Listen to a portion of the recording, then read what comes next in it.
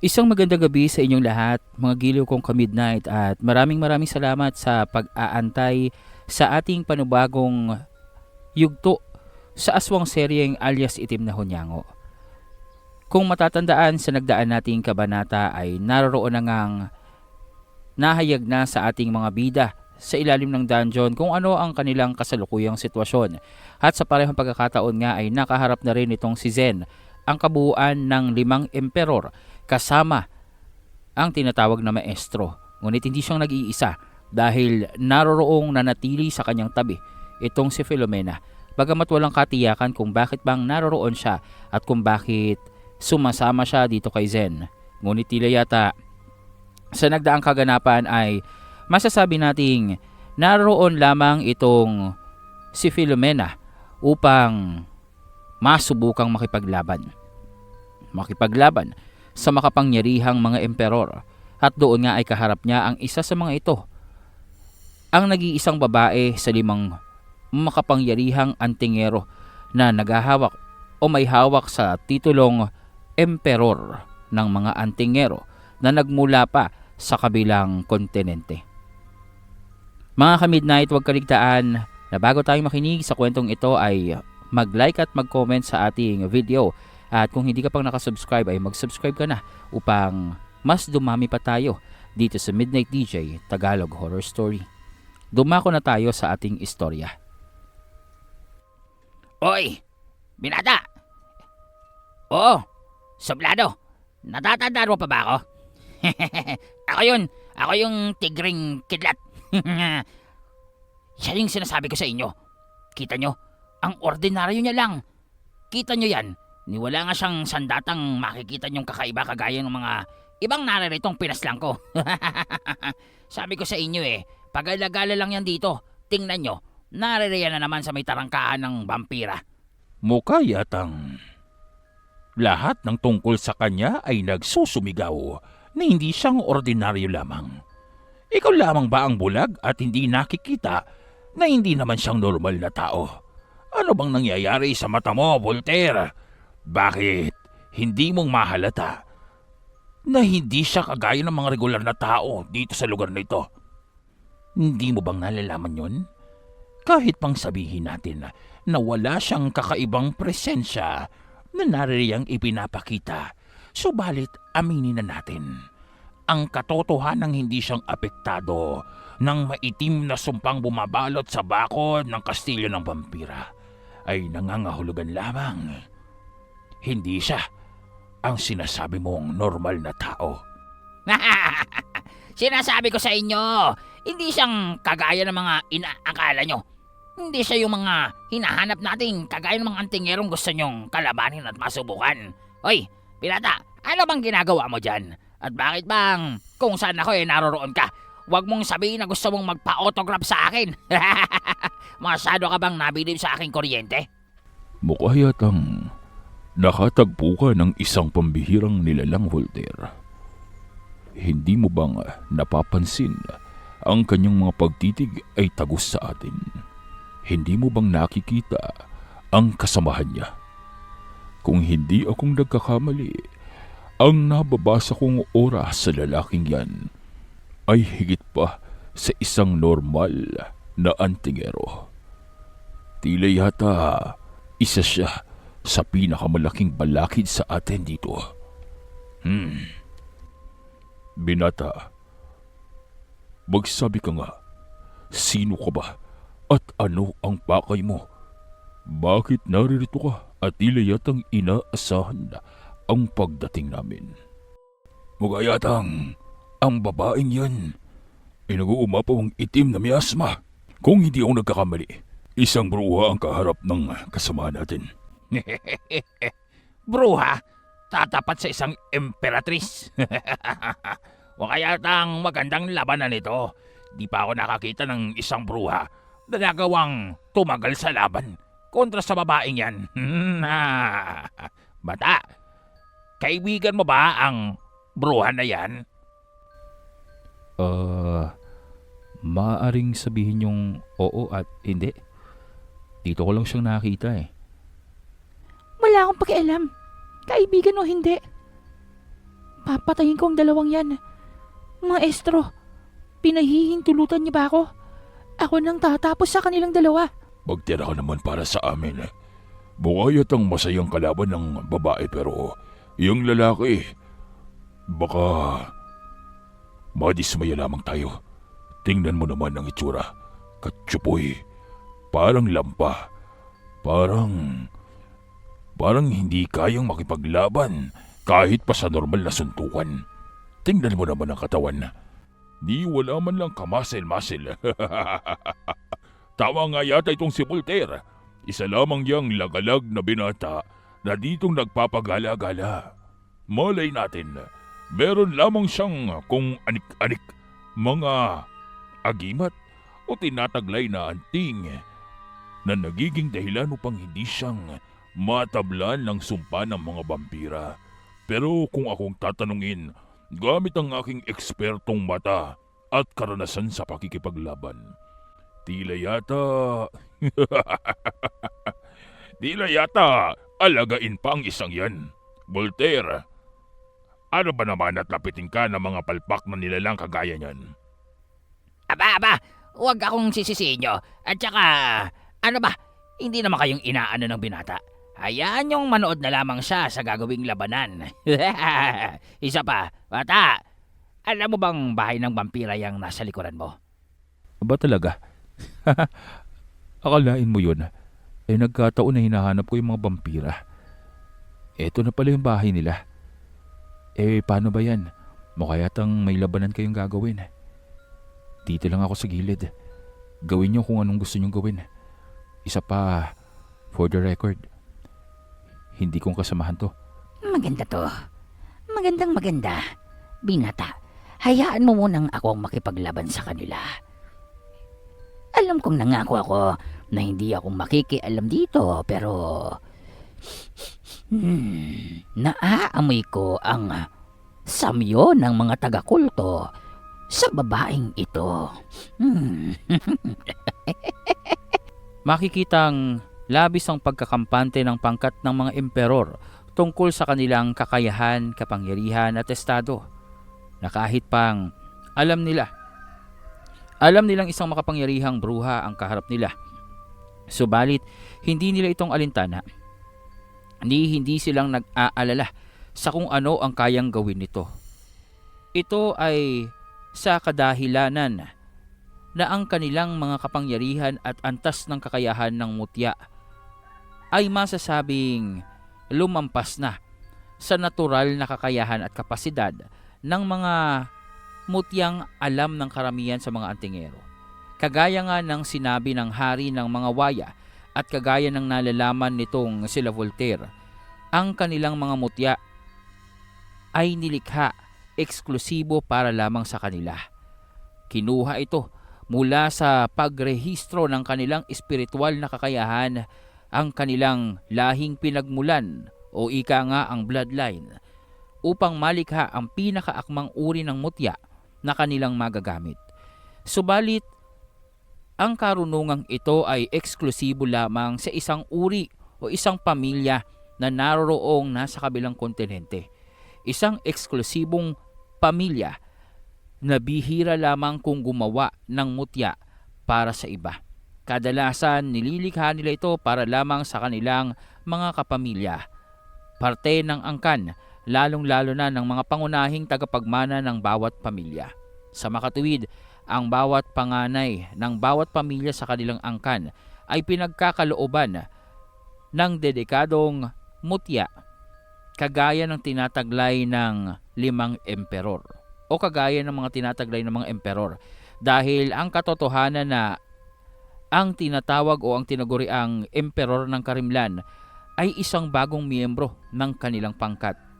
Sa makatuwid, hindi nagmula sa pamilyang lumilikha ng mutya ang kanyang kapangyarihan.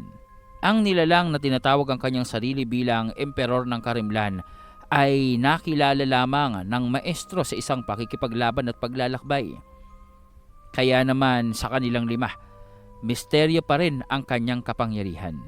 Sa kanilang 5, tanging ang kapangyarihang tinataglay ng emperor ng Karimlan ang hindi pa nilang masukat at masabi kung ano nga ba. Mukha yatang seryoso itong dalaga sa pakikipaglaban. Tingnan mo naman ang kaharap niya. Alam mo, kahit ako kinikilabutan sa kapangyarihan ng bruha. Kakaiba kasi. Tingnan mo naman. Habang naglalakad siya, parang nanlalabo ang paningin ko sa kanya. Epekto lamang yan ng kaniyang miasma. Maliban pa doon kung makikita mo, inaakma niya ang kanyang kapangyarihan at katauhan sa kanyang kaharap. Yun ba ang kadahilanan kung bakit tila yata nagbabago-bago ang kanyang mukha? O yan ba ang mga napatay niya na? Balita ko may isang uri ng bruha na naririto sa kontinenteng ito ang tila bang naglalaro bilang isang vigilante na pumapatay sa mga aswang at sa mga may kakayahan na ayon sa lipunan most wanted, masasama, mapagsamantala. Kung gayon, mukha yatang nauunawaan ko na kung bakit tila yata labis ang kanyang panggigigil na kaharapin ang dalaga. Bakit? Ano bang kadahilanan? Most wanted din ba yung babaeng yan? Hindi ko masyadong alam ang tungkol sa kanya. Masyadong masungit. Kapag kakausapin ko palagi akong tinatarayan. Alam mo, kung nakakamatay lang ang titig niya, matagal na siguro akong namatay. Ano ka ba, Voltaire? Hindi ka pa bang nasanay sa kanya? Alam mo naman na pinakaayaw niya ang tinitingnan ng kanyang mukha. Aba, sus! Bakit naman? Akala mo naman napakaganda niya. Ano siya? Gold? Para hindi matingnan ang mukha? Anong akala niya sa akin? Mababang uri ng nilalang. Para naman pagbawalan niya. Aba, ilang beses niya na akong inatake. Tiningnan ko lang naman yung pagmumukha niya. Tsaka, kasalanan niya yun. Bakit ba kasing kinakalimutan niyang ilagay yung maskara niya? O ayan tuloy, hindi ko maiwasang titigan yung mukha niya. Hindi yun ang kadahilanan kung bakit labis ang tilang pagnanais ng bruha upang kalabanin siya. Dahil ang totoo niyan, ang dalagang yan ay may dugo ng isang gabunan. Marahil iyon ang nararamdaman ng bruha. Kumpirmado, siya nga ang tinatawag na itim na bruhang si Filomena. Kaya naman, marahil naririto siya para sa ulo ng kasamahan niyo. Kung gayon, bakit hindi pa nating tapusin? Bibigyan niyo pa ng pagkakataon na makipaglaban dyan sa babaeng yan. Mamaya matsambahan pa yan. At bakit? Ganun ba kababa ang tingin mo sa akin? At sa tingin mo ba, matatalo ako ng isang bruha? Nagpapatawa ka, Voltaire. Masyado kang hibang. Mabuti pa, manood ka na lamang. Tingnan mo kung paano ang tamang pakikipaglaban sa mga kagaya niya. Ang pangit mo, bruha. Hindi kang nararapat na magsalita sa harapan ko. Tingnan natin. Subukan natin kung makakatawa ka pa. Oras na matalo na kita.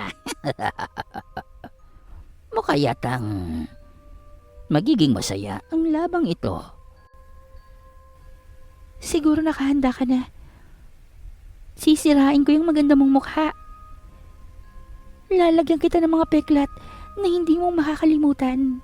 Huwag kang mag-alala at hindi kitang papatayin. Dahil gusto kong maranasan mo kung paanong kamuhian at pandirihan. Biglaan na lamang na sumabog ang kapaligiran nila at tila bang nabalot ng maitim na usok. Pumesto naman itong si Zen sa bandang dulong kaliwa ng bakuran ng mga vampira kung saan naroon siya sa taas ng isang poste at nakaupo. Habang itong si Filomena naman ay tila bang nasa anyo ng isang usok na bumabalot sa kapaligiran at hindi lamang itong babaeng kalaban niyang emperatris ang kanyang kinakaharap. Lahat ng nasa pangkat nito ay kanyang inatake nang walang pakundangan. Tila yatang ibig niyang hamunin ang bawat isa sa mga ito at wala siyang pakialam kung gaano pang kalakas ang mga ito dahil sa kanyang pakiramdam. Tila bang nag-uumapaw ang kanyang galit Amoy na amoy niya ang parehong amoy ng matandang umampon sa kanya na pumaslang sa kanyang kaibigang si Ate Inday. Kaya naman naroroong nag-uumapaw ang kanyang puwersa at kagustuhang tapusin ang kanyang mga kaharap. Masama ito. Tila yata nagkamali tayo sa pagtantya sa kakayahan ng isang yan. Pagmasdan niyo ang kulay ng manang lumalabas sa kanyang katawan, makikita ko ang kanyang kulay, ang nagkukulay ube, itim at puti. Ito ay nangangahulugan lamang. Gumagamit siya ng mga ipinagbabawal na karunungan. Ano ba bang aasahan natin sa isang bruhang itim na kagaya niyan? Eh di siyempre, lahat ng ipinagbabawal na karunungan, lahat ng ipinagbabawal na kapangyarihan at kakayahan, malamang yun ang ginagamit niya. Kaya nga bruha eh. Pero, napapaisip ako, bakit magkasama silang dalawa nitong kaibigan ko? Hindi mo ba talagang nalalaman kung ano ang lalaking yan? Hindi pa rin mawala sa aking isipan ang pagkabahala. Bakit tila yata napakakampante niya naman sa kabila ng presensyang nasa kapaligiran? Kahit ako walang mabasa mula sa kanya. Walang lumalabas sa anumang kakaibang uri ng mana o espiritual na enerhiya. Tunay nga, napaka-ordinaryo niya pero may kung ano sa nararamdaman kong tila bang nagsusumigaw na napakadelikado ang lumapit sa kanya. Baka nananaginip ka lamang. Huwag mo na lamang masyadong isipin yan. Dahil kung meron man tayo dito dapat ikabahala, ay ang mga vampirang nasa loob. Pagbasta nyo ang mga nagbabaga nilang mata, nakanood sila sa nagaganap na labanan. Kung gayon, mukha yatang ang pinupuntirya nating primordial ay gising na. Masama ito. Hindi magiging madali ang ating misyon sa pagkuha ng kanyang pangil. Mas madali sana kung natutulog siya at ang kanyang mga tagapagbantay lamang ang naririyan. Subalit, ngayong gising na siya, tila yata mapapagod tayo sa pakikipaglaban sa kanya. Kung mag-usap itong mga emperor na kasamahan ng maestro habang nakikipaglaban ang dalagang kasamahan nila, para bang hindi nilang alintana ang nagaganap na pakikipaglaban sa bruha. Para bang mas nakatuon ang kanilang atensyon sa kung ano ang kanilang gagawin sa oras na mapasok nilang kastilyo at makaharap ang mga primordial. Dahil sa katunayan, naroroon niyang nagmamasid o nanonood ang ilan sa mga vampirang nasa loob ng kastilyo. Pinanonood nito ang labanang nagaganap sa labas. Kabilang dito ay si Vladimir mismo. Naroroon siyang nakadungaw sa kanyang bintana at pilit na tinutukoy ang pinagmumulan ng kakaibang enerhiyang pamilyar sa kanya. Ang tinataglay ng mga kapangyarihan nitong si Zen. Ang kanyang mga mutyang tinataglay ay hindi ordinaryong mga mutya. Sa katunayan niyan, maituturing na mataas na uri ang antas ng relika kung ikukumpara itong mutya ng aswang at mutya ng karimlan. Hindi maiwasan itong si Vladimir ang umosyoso at makita kung sino nga ba talaga ang nagtataglay ng kakaibang presensya ng pinaghalong Fenrir at general ng mga puting aswang. Ngunit para kay Zen, ang nagaganap na labanan ay oportunidad para sa kanya. Wala siyang balak na agad na sumugod o magpakita ng kanyang tunay na kakayahan. Hanggat naroroon itong si Filomena, alam niyang magiging abala ang pangkat ng mga emperor. Subalit, ang labis na pumupukaw ng kanyang atensyon ay hindi ang 5 emperor, kundi ang maestrong kasamahan nila. Dahil hindi nang lingid sa kanyang kaalaman. Sa 6 na naroroon, bukod pa sa mga tauhan nito na nagkukubli sa dilim, ang maestro ang pinakadapat niyang iwasan at pakaingatan. Alam niyang anumang sandali ay maaaring sumugod ito sa kanya. Alam niyang anumang sandali, maaaring sumiklab ang pakikipaglabanan niya sa tunay na kalaban at tunay na halimaw sa naroroong kaharap nila. Mahusay. Napakahusay. Tila yata maging ang binatang yan ay hindi ko malilinlang sa aking pagkukubli. Mukha yatang sa kabila ng aking pagbabalat kayo, nararamdaman niya ang aking katauhan. Ano kaya ang pwede kong gawin upang maimbitahan siya sa isang laban? Hindi maaaring makita ng lamang ito kung sino ba talaga ako. Sa kung anong kadahilanan, iniiwasan ng maestro ang malantad sa kanyang mga tauhan kung sino nga ba siya. Iniiwasan nito ang makita ng kanyang mga kasamahan ang tunay niyang pagkakakilanlan at kapangyarihan. Ngunit batid niya, tagos ang paningin nitong si Zen sa 5 emperor at nakadirekta ito na nakatingin sa kanya. Na tila bang binabasa ang bawat pagkilos niya. Na tila bang naroroong nag-aantay lamang sa kanyang pag-atake. Ngunit sa kasalukuyang kaganapan, komplikado ang sitwasyon. Oras na gumalaw siya, maaaring mapurnada ang kanilang plano. Maaaring maalerto ang mga vampira. Para dito sa maestro, magiging napakadali lamang para sa kanya ang paslangin si Vladimir. Yon ay kung magagawa niyang pumustit papasok sa kastilyo nang hindi nalalaman ng mga vampira. Ngunit nagsisilbing tila bang tagapagbantay itong si Zen sa labas ng tarangkahan. Na tila bang sa sandaling subukan niya ang lumapit sa bakuran.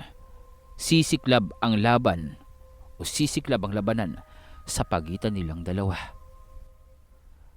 Nag-umpisa ang pakikipaglaban nitong dalaga.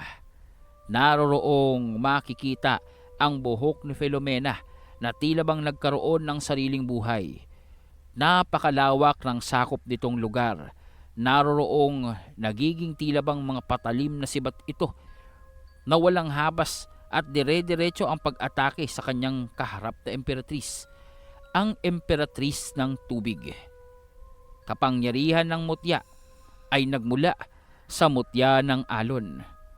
May kakayahan ang emperatris nito na pasunurin ang lahat ng may tubig sa katawan nito. Pasunurin maging ang mga tao. Ang kanyang kapangyarihan ay hindi lamang limitado sa mga walang buhay na bagay. Hanggat may tubig na naroroon sa katawan nito, kayang-kaya niya itong pasunurin. Kasabay na dito ang mga tao. Ngunit kahit anong pagtatangka niya, kahit anong subok niya upang pangibabawan ang kapangyarihan ni Filomena, hindi lumulusot ang kanyang kapangyarihan sa depensa ng bruha. Ang pagtatangka niya upang pasabugin ang mga ugat sa katawan ng bruha gamit ang dugong tinataglay nito ay hindi umuubra at agad na nakakansela sa oras na lumapit ito sa katawan ni Filomena.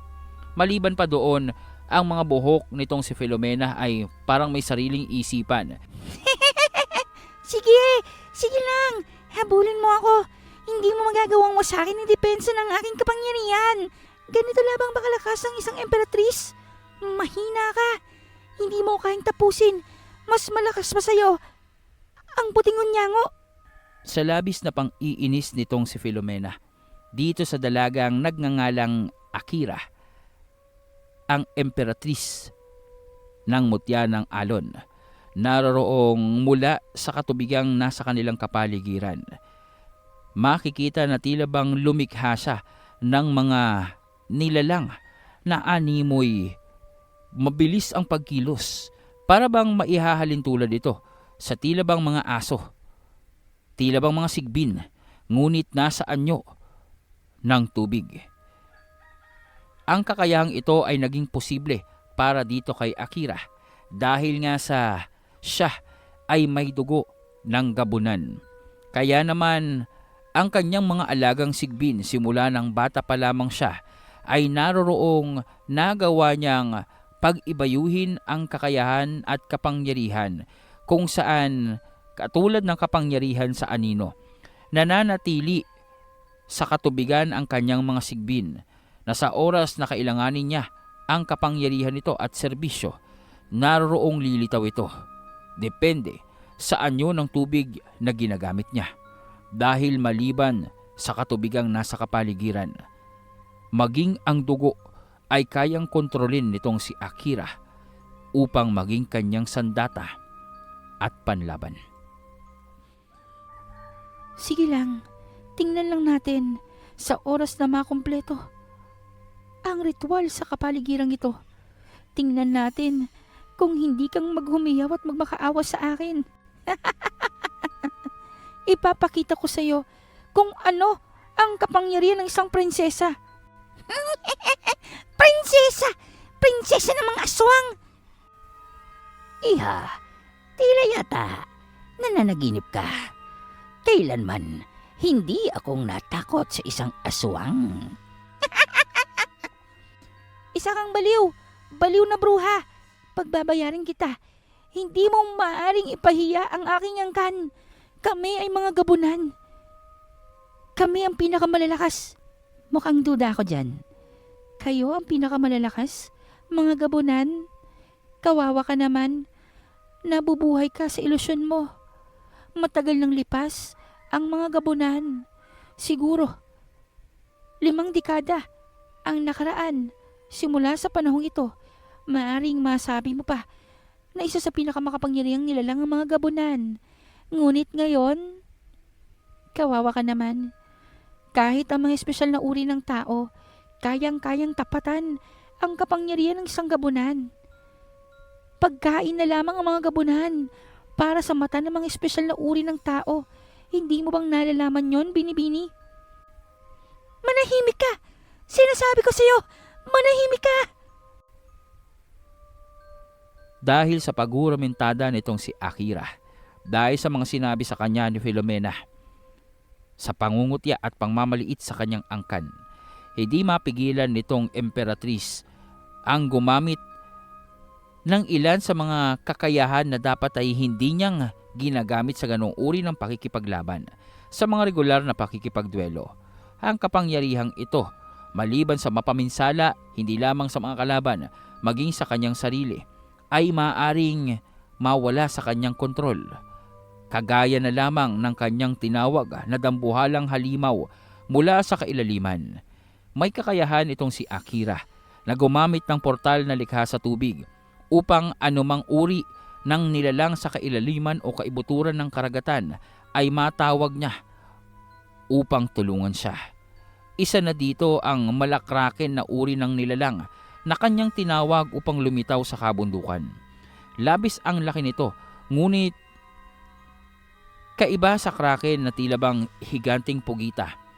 Ang nilalang na ito ay tila bang nagmula pa sa ibang dimensyon ang itsura. May 6 na galamay ito o paa.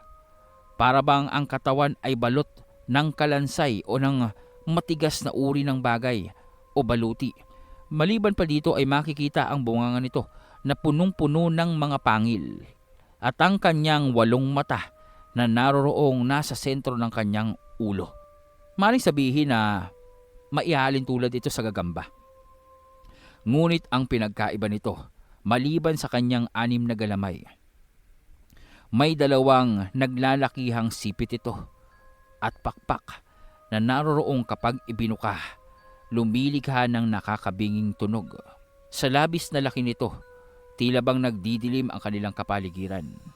Halos nasa 20 talampakan ang taas nito at may lapad na umaabot ng hanggang 10 metro. Sa bawat pagkilos nito, tila bang yumayanig ang kalupaan. Sa bawat paggalaw nito, makikita ang paghawi sa kapaligiran. Ang kanyang mga sipit ay naglalabas ng kakaibang puwersa na parabang kumakalat na hangin, matalim na pumuputol ng lahat ng daanan nito. Sa bawat pagsara ng kanyang sipit, nababasag ang tila bang mga kristal na tubig na ginawa nitong si Akira. At sa bawat pagkabasag ng mga kristal na tubig, lumilikha ito ng pinsala sa kanyang kalaban. Naroroong tumatama ang tila bang mga bubog patungo dito kay Filomena. Tumama ito sa kanyang pisngi, sa kanyang braso at paa. Ang ilan pa bumabaon at tila bang hindi kayang sanggain ng kanyang depensang buhok. Ngunit hindi naman itong naging problema ng bruha dahil unti-unting nalulusaw ang mga tubig na kristal na tumama sa kanya at tilang nilalamon ng kanyang kapangyarihang itim. Matapos iyon, naghihilom ang kanyang mga sugat. Ngunit hindi iyong madali para kay Filomena. May negatibong epekto ito pagdating sa bruha. Ang bawat pagpapahilom niya ng kanyang mga pinsalang natatamo mula kay Akira ay kumukonsumo sa kanyang espiritual na enerhiya. Matatandaan na nanggaling pa lamang siya sa pakikipaglaban sa puting hunyango. Sa madaling sabi, wala siya sa buong potensyal niya sa pagharap niya dito kay Akira. Labis ang mana at enerhiya ang kanyang nakonsumo. Ngunit sa kabila noon, ninais niya pa rin ang makipaglaban sa gabunang prinsesa sa kagustuhang mapaslang ito at makain ang espiritu nito. Maliban pa doon ang kanyang galit dahil nga sa samyo na halintulad sa matandang tagakulto na pumastang sa kanyang kaibigang si Ate Inday. Kaya naman masasabing personal ang kanyang intensyon sa pakikipaglaban sa Imperatrice ng Tubig. Ngunit mapapansin at halata nitong si Zen na tagilid ang sitwasyon nitong si Filomena. Labis na ang nawawala sa kanyang enerhiya at mana sa patuloy na pagpapahilom ng kanyang mga sugat. Maliban pa doon, ramdam niya na wala sa kondisyon ang bruha sa pakikipaglaban dahil nga sa nagawa nitong pagtatagumpay sa laban nila kontra dito sa puting hunyango. Ngunit wala sa posisyon itong si Zen upang pakialaman ang laban na unang-una na ay hindi niyang laban. Hindi niyang kaano-ano si Filomena. Wala silang koneksyon o hugnayan. Maliban pa doon, hindi namang tiyak kung kakampi ba siya o kaaway. Dahil kung matatandaan ay tinutugis niya itong sila Fred upang makapaghiganti sa nangyaring pagkakawala ng kanyang kapangyarihan dahil sa dibinong pakikialam nitong binata. Mukayatang narating na ng bruha ang hangganan ng kanyang kakayahan. Anumang sandali ay matatapos na ang labang ito. Anumang sandali, makikita na natin ang pagbagsak ng bruha.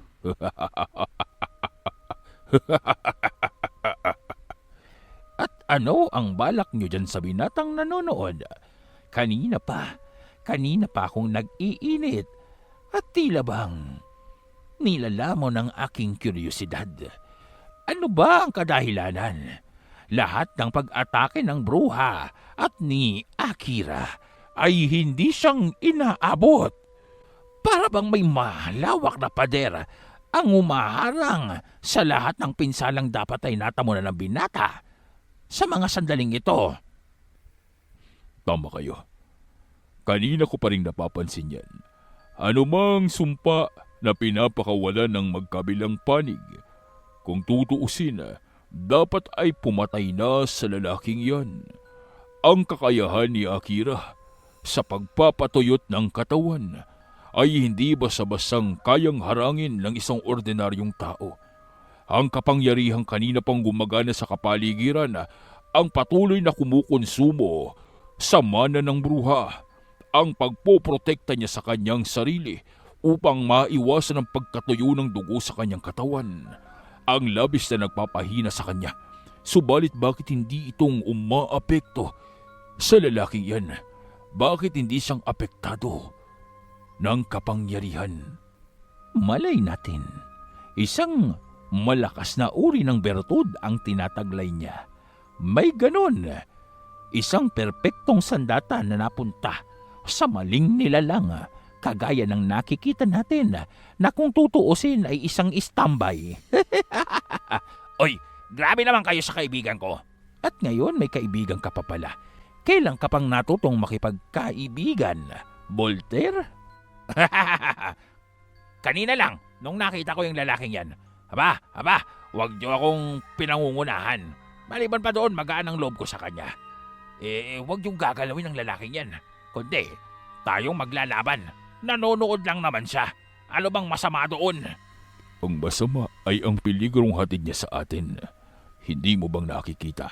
Ay nako, ayan ka na naman. Masyado ka kasing overthinker. Ano ka ba? nakikita mo ba bilang banta ang lalaking yan? Para saan ba tinawag kang emperor kung sa kagaya niya lamang parang tumitiklop na ang tuhod mo? Hindi sa tumitiklop ang tuhod ko. Ngunit sa haba ng panahon na nakipaglaban ako sa iba't ibang nilalang, alam ko ang panganib, oras na makaharap ko ito. At sa maniwala kayo at sa hindi, panganib at dilubyong nagbabadya ang lalaking yan. Nonsense! Nonsense! Hindi ako naniniwala sa'yo. Oh, gusto mo bang makipagpustahan? Tumigil na nga kayo. Wag na wag niyong kakantiin ng lalaking yan. Hindi naman kayong inaano. Gusto niyo bang tayong maglaban para magkaalaman na tayo? Matagal ko nang gustong hamunin itong emperor ng apoy. Tingnan natin ano bang mas malakas. Ang apoy mo o ang kidlat ko? Magsitahimik na kayo. Iisang grupo kayo.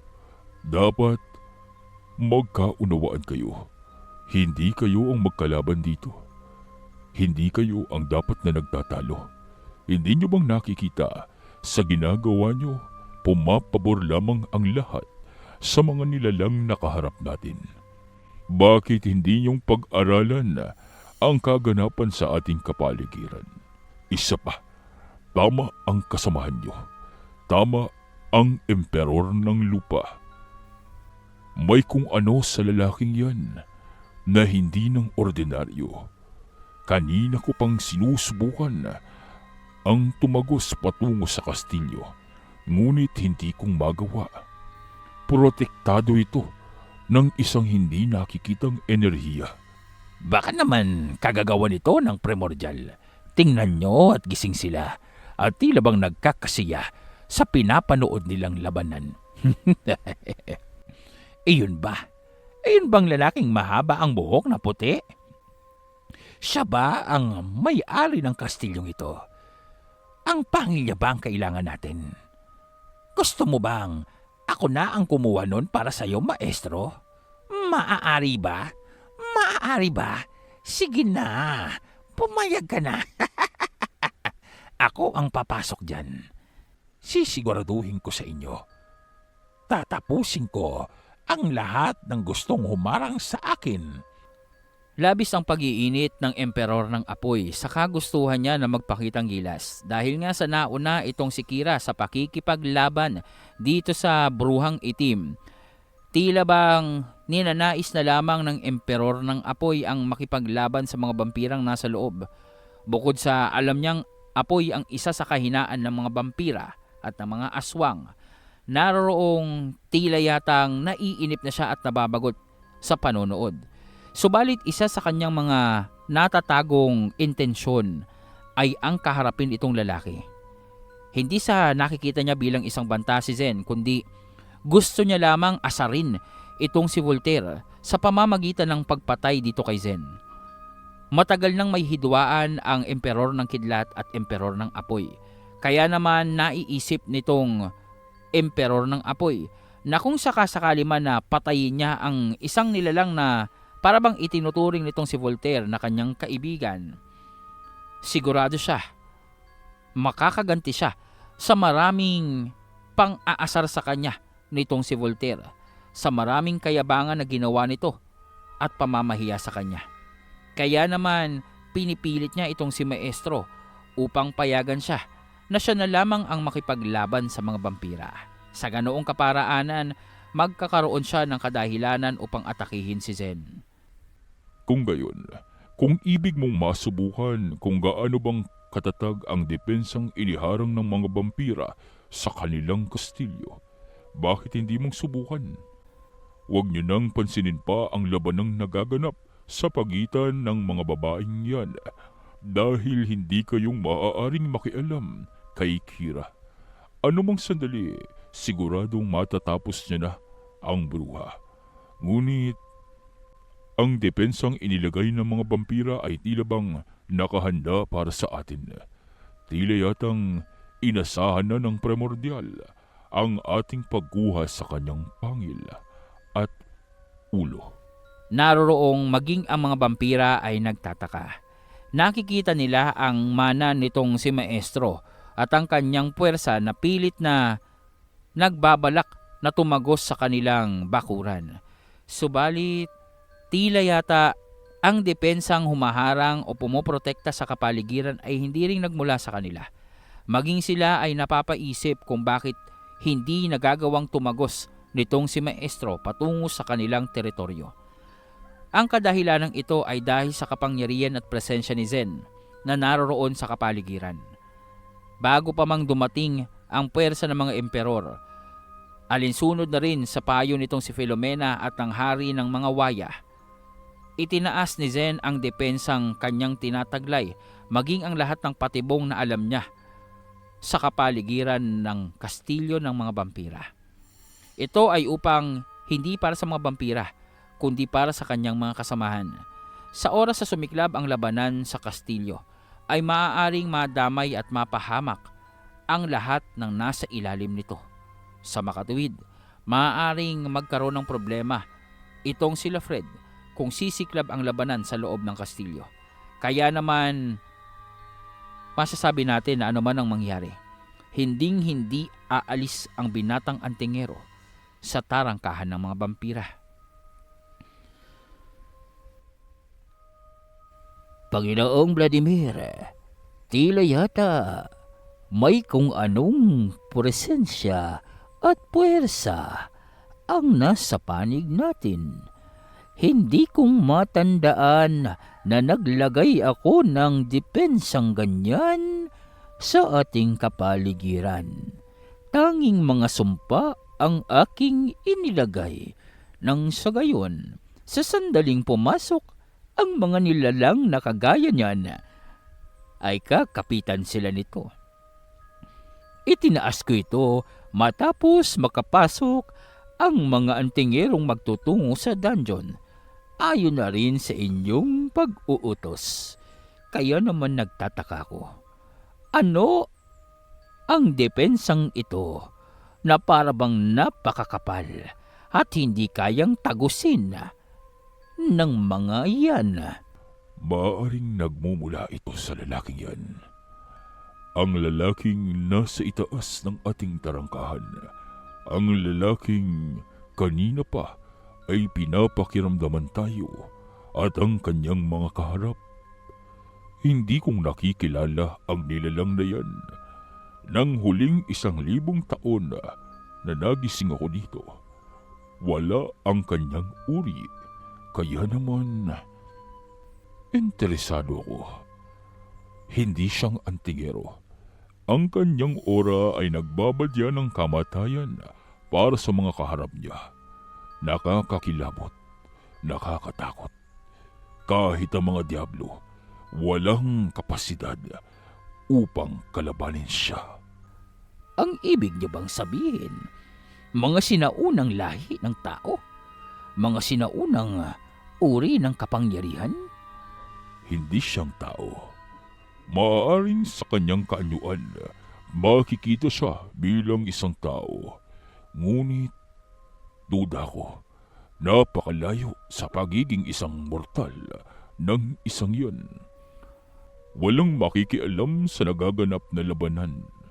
Ayokong magkaroon ng sigalot na hindi kailangan. Isa pa, may kutob ako. Ang lalaking yan ay kasamahan ng mga individual na nasa kailaliman ng ating teritoryo. Marahil yun ang kadahilanan kung bakit pinoprotektahan niya ang ating kastilyo. Hindi para sa atin, hindi natin siyang kaalyado. Maaaring ginagawa niya ito para sa kanyang mga kasamahan na nasa ilalim. Tiyak na malilibing sila doon sakaling sumiklab ang labanan dito sa kastilyo. Tama ba ako? Tama ang sinabi mo. Kaya naman, sabihin na nating pumapabor lamang sa atin ang sitwasyon. Pumapabor sa atin ang kaganapang ito. Interesante. Interesanting bagay. Makikita ang pagliliwanag ng pulang mata nitong si Vladimir dahil na rin sa pananabik. Labis ang kanyang interes dito kay Zen. Nakikita niya at hayag sa kanya ang kapangyarihan ni Maestro at ng 5 emperor. Subalit bukod tangi ang presensya ng binata. Bukod tangi ang kanyang dating, ang kanyang aura. Bagamat hindi ganoon kasabog o kawasak at kakalat ang enerhiyang nagmumula kay Zen, ngunit ang pagiging puro nito ay nakikita ng isang primordial. Marunong kumilala ang mata ng isang kagaya ni Vladimir sa isang purong kapangyarihan, isang purong kakayahan na kagaya nitong si Zen. Dahil nga sa luma o sinaunang uri ng nilalang itong si Vladimir, kaya naman kaya niyang tukuyin kung ang isang uri ng tao, individual o nilalang na kaharap niya ay nagmula din sa sinauna, kagaya nitong si Zen. Dahil nga kung iisipin, kung susuysuyin ang pinagmula ng binata, nagmula siya sa isang nilalang na maihahalin tulad sa mga bathala, ang manlalakbay at misteryosong uri ng nilalang na tumatagos sa maraming dimensyon at kapanahunan. Sa madaling sabi, unti-unting nahahayag na dito sa vampira ang tunay na katauhan nitong si Zen. Maging itong si Maestro, pumayag lamang siya na sumalakay o subukan nitong emperor ng apoy ang pumasok at basagin ng depensa ng harang upang makita niya kung ano ang magiging reaksyon nitong si Zen. Pagkakataon ko na ito, paano Voltaire? Maiwan na kita dyan. Narinig mo ang maestro, may trabaho pa akong gagawin. Bahala ka. Gawin mo kung anong gusto mong gawin. Huwag ka lamang iiyak at pupunta sa amin kapag ikaw ay natalo ng mga vampira. Imposible yon. Ang aking kapangyarihang apoy ay hindi kayang talunin ng mga vampira. Nakakalimutan mo na yata. Isa sa mga kinakatakutan ng mga vampira ay ang apoy.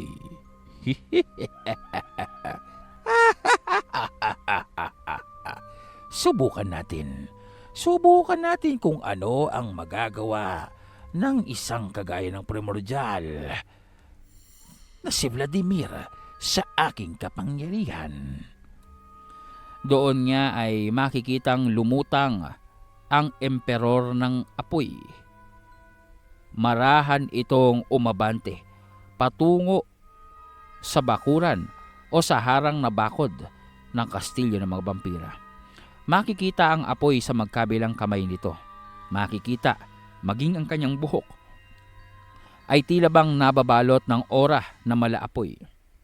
Ang kapangyarihan ng mutya ng lagablab na kanyang tinataglay ay isang mutya na epektibong gamit sa mga digmaan.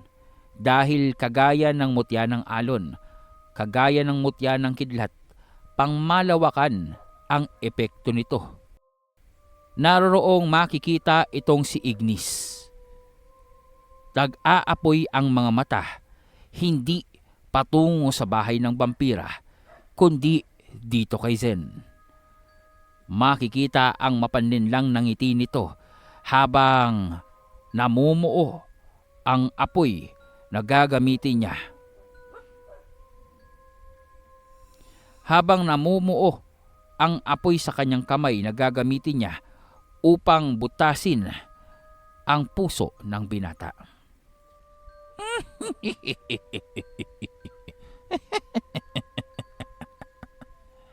Tingnan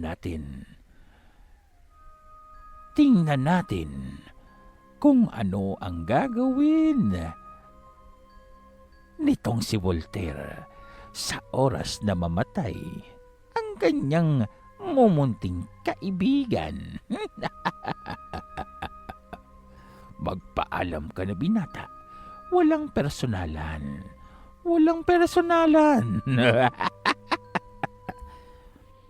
At sa isang iglap, nakita ng lahat ang napakaliwanag na kulay puti na apoy na nasa dulo ng daliri nitong si Ignis.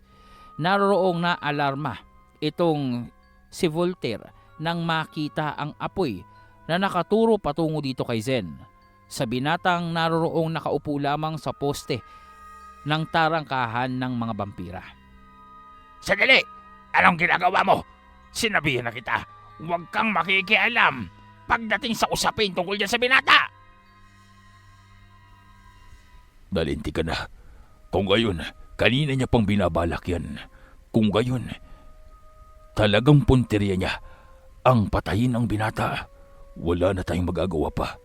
Hindi mong aabutan ang Teka, nasaan na si Voltaire?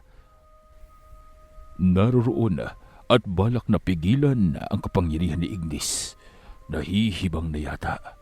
Nahihibang na ang lalaking yun. Para sa isang kagaya ng binatang yan, handa siyang makipaglaban sa kanyang kasamahan. Sandali lang! Sinabihan kitang huwag mong pakikialaman ng binata!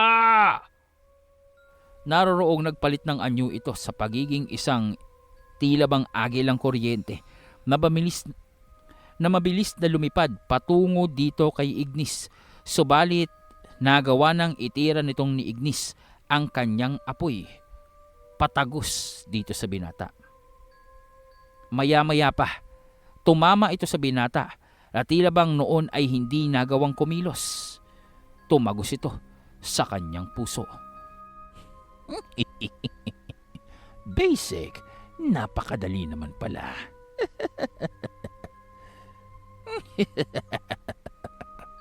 Nakakaawa. Nang noon ay papalapit na siya dito sa tinamaan niyang si Zen, na tila bang nawalan na ng buhay.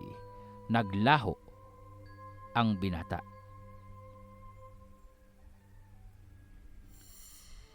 Sandali, anong nangyari? Labis ba ang kapangyarihan ng apoy na pinakawalan ko? At tila nalusaw na ang binata. Voltaire! Lipad! Sige! Pasensya ka na. Dumulas yata ang kamay ko at tinamaan ng kawawang binata. Nakaharang kasi sa daraanan ko patungo sa kampo ng mga vampira. Magbabayad ka. Sinasabi ko sa'yo. Sinabi ko naman, di ba? Huwag niyong pakikialaman ng binata. Anong ginawa mo sa kanya? Pasensya ka na. Trabaho lang. Narinig mo naman, inutusan ako ni Maestro upang magtungo sa kampo ng mga vampira at nakaharang ang binata. Anong magagawa ko? Masyadong mahina ang kanyang katawan. Ang ganong katiting na pagtira ko, nagawa siyang matunaw.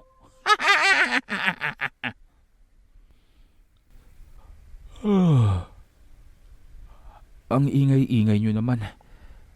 Tungkol ba saan tong kaguluhang to?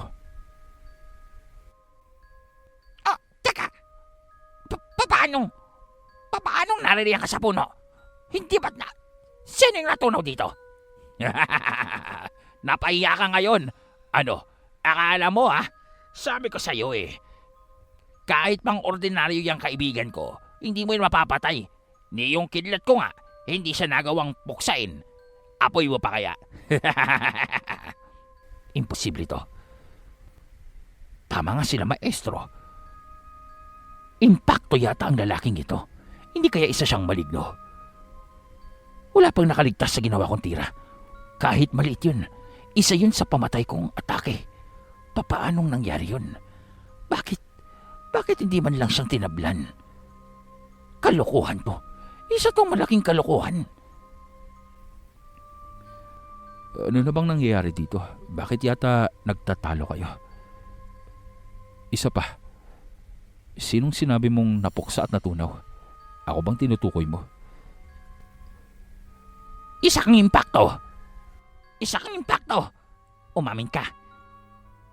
Imposibleng makaligtas ang isang ordinaryong tao sa aking kapangyarihan. Sinasabi na nga ba? Tama. Nagsasabuatan kayo ni Voltaire, ano? Sineset up niyo ako. Talagang itong plano niyo. Ipahiya ako. Voltaire, ganito ka bang kadumi maglaro? Talagang kumuha ka pa ng isang kagaya niyang mapagpanggap. Sigurado ako, sinadya niyong pagpanggapin siya bilang mahina at ordinaryo para mahulog ako sa patibong niyo at subukan kong atakin siya para mapahiya ko. Hindi pa bang natitigil ang ginagawa mong pamamahiya sa akin, Voltaire? Hanggang dito ba naman? Hanggang dito ba naman? Gumamit ka pa ng isang kagaya niyang mandaraya. Ha? Anong mandaraya? Sabi ko nga sa'yo, ngayon ko lang nakita ang lalaking yan. Dito lang sa kabundukang ito. Paanong ipapahiya kita? Kahit hindi kong gawin yun, nakakahiya ka naman talaga. Ngayon, pati sa kaibigan ko, hindi mo man lang kayang tapusin.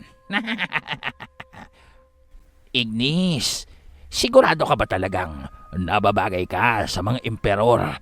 Naturingan ka pa man na emperor ng apoy. Ngunit tila yata ang titulong yun ay hindi nababagay sa'yo. Hindi! Hindi ito maaari! Doon ay nagwala itong si Ignis at tila bang sumabog na bigla. Nagpakawala ng napakalakas na mainit na puwersa dahilan upang maitulak itong si Voltaire papalayo dahil sa kanyang anyo na pagkaibon. Maliban pa doon, nasunog ang buong kapaligiran. Maging si Filomena at itong si Akira ay naroroong nagawang umiwas upang hindi tamaan ng apoy na lumalagablab.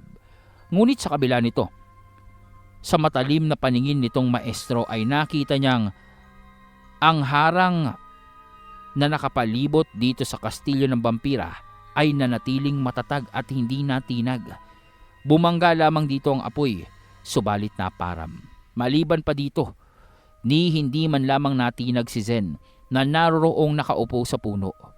Ni hindi man lamang nagawang magalusan o ano paman. At tila bang hindi alintana ang apoy na pinakawalan ni Ignis. Bakit? Bakit? Anong nangyayari? Nakakainis. Nakakainis. Bakit hindi siyang namatay? Anong ginagawa? Anong palabas ito ni Voltaire? Manong, susubukan kong muli. Sa pagkakataong ito, tingnan natin kung may matira pa sa'yo. At doon mabilis na namuo ang malakas na lumalagablab na bola ng apoy na agad pinakawalan nitong si Ignis patungo kay Zen. Hindi niyang matanggap, paliban kay Voltaire na hindi niya magawang matalo-talo. May isa pang nilalang ang naroroong tila bang humahamon sa kanyang kalakasan at kapangyarihan na tila bang hindi kayang tapusin ng kanyang mga pag-atake. Isang mayabang, mapagmataas at hindi marunong sa pagkatalo itong si Ignis.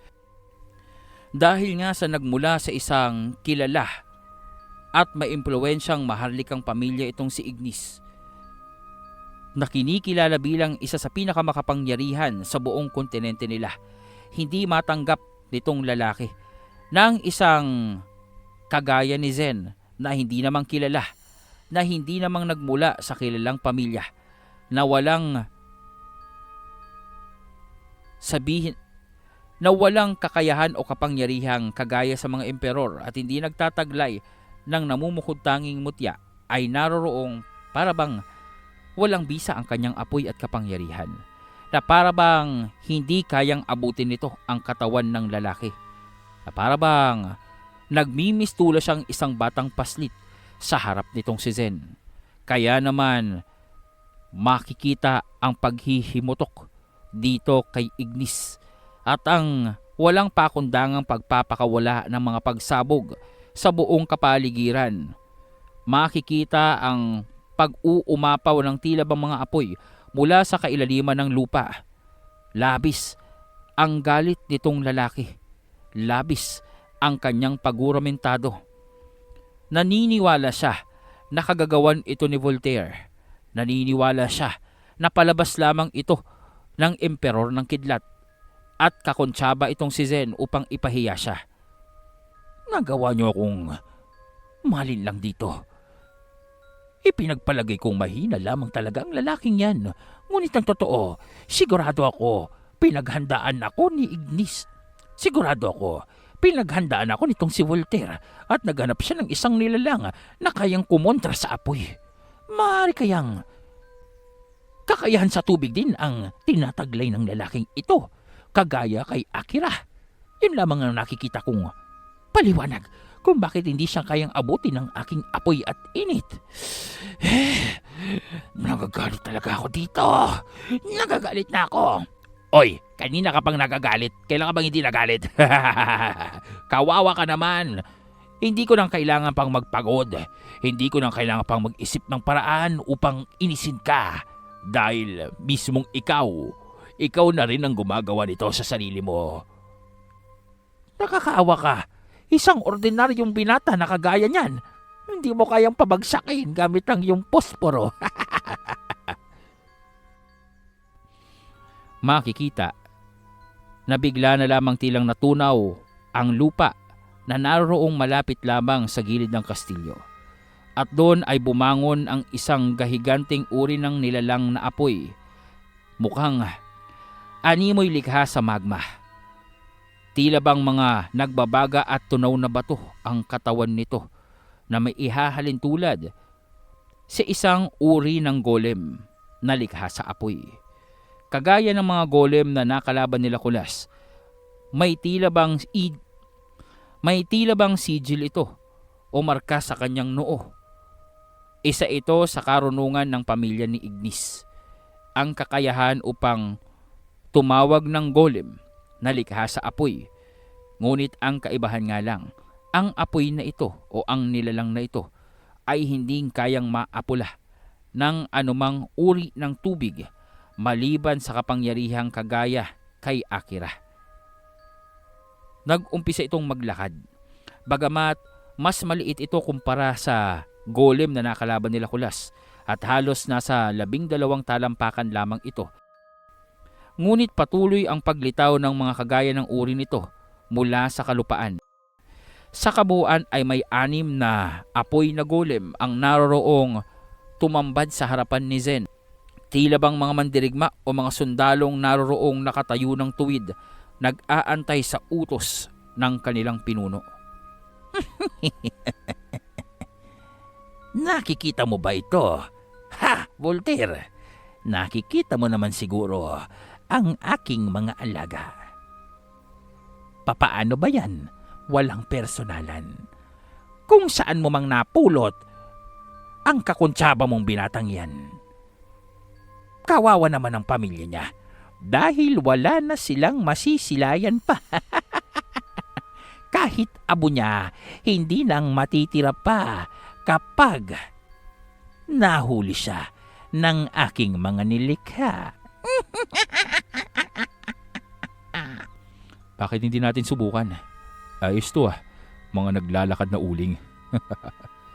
Doon ay bigla na lamang lumitaw ang lahat ng mga kampon na espiritual na aswang nitong si Zen. Kasabay nito ang paglabas ng Fenrir na nasa kanyang likuran. Bigla itong nagliwanag at nagsaanyo bilang babae, kasabay ng puting general na aswang. Matapos iyon, sa pagsigaw pa lamang ng Fenrir, naroroong nag-apoy ang katawan nito, kulay rosas at asul na apoy. At bigla na lamang nawasak ang lahat ng mga apoy na golem nitong si Ignis. Kasabay nito, nalapnos ang kalahati ng katawan ng emperor ng apoy. Ang kanyang apoy na bumabalot sa kanyang katawan ay hindi siyang nagawang proteksyonan laban sa apoy ng Fenrir, ang apoy ng karimlan. Mga ka-midnight, pasensya na po at hanggang dito na muna ang ating kwento sa gabing ito. Mag-uumpisa na nga o mag-uumpisa nga ba ang labanan sa pagitan ni Zen at ng mga emperor? Ano ang gagawin ng kanyang katapat na si Ignis ngayong ipinakita ni Zen ang kanyang kapangyarihan? At sino nga ba itong maestro? Bakit labis ang pag-iingat niya na mailantad sa kanyang mga tauhan ang tunay niyang pagkakakilanlan? Yan ay malalaman natin sa susunod na kabanata, maging ang resulta sa labanang nagaganap sa pagitan nitong si Filomena at ng prinsesa ng mga gabunan na si Akira. Kaya naman kung hindi ka pang nakapag-like at comment ay gawin mo na po ito ngayon. Dahil sa susunod ay tiyak na umaatikabong bakbakan na ang ating mapapakinggan. Dito lamang yan sa Midnight DJ Tagalog Horror Story. Ito po ang inyong narrator na si Sir Mar. Magandang gabi sa inyong lahat.